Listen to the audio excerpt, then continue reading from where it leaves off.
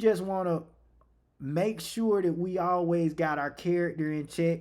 And if you don't, it's good to have a team involved that can say, "Hey, I see you slipping. Hey, you was tripping on this." Maybe not in that instance where they say something to you in public at that time, but in private they say, "Hey, you was tripping on this. Don't do this again." Because too many people got yes men around them, and that's why they not growing. And they wonder why. Hey, I need a team. I need a team.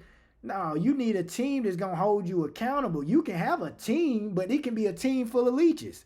You can have a team full of users, and you paying for everybody all the time. It's like, no, we need to be lifting each other up and holding each other accountable, and that's displayed by our character. That's displayed from our teamwork, and that's displayed by the identity of who we are. So I just wanted. I want to say one thing. I want to say one more thing about the character. I want to say one more thing about this character situation because it's huge.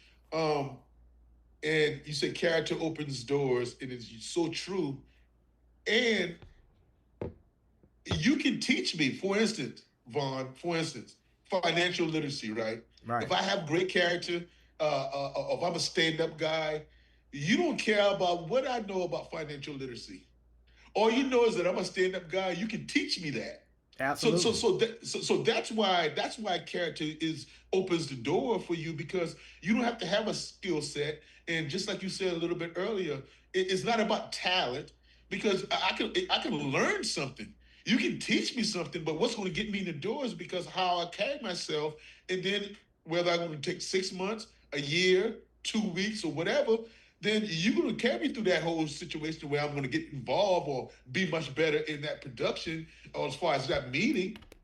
But I won't even get there if my character's not there. So that's the huge thing. You can teach me anything if I'm going to be there available, and you know I'm going to show up. You know I'm going to be on time. You know what I'm going. You know I'm going to do exactly what you tell me to do. I'm going to be very, very coachable. Those are the type things. So once that happens, then I'm going to be one of the best employees you have, because I have good character. I didn't know about it, and that's why a lot of people look like, "Hey, man, oh, I know a lot about money. I can do 100 times 100 in my sleep and all that." Yes, but you can't get hired by anybody because you don't have any character.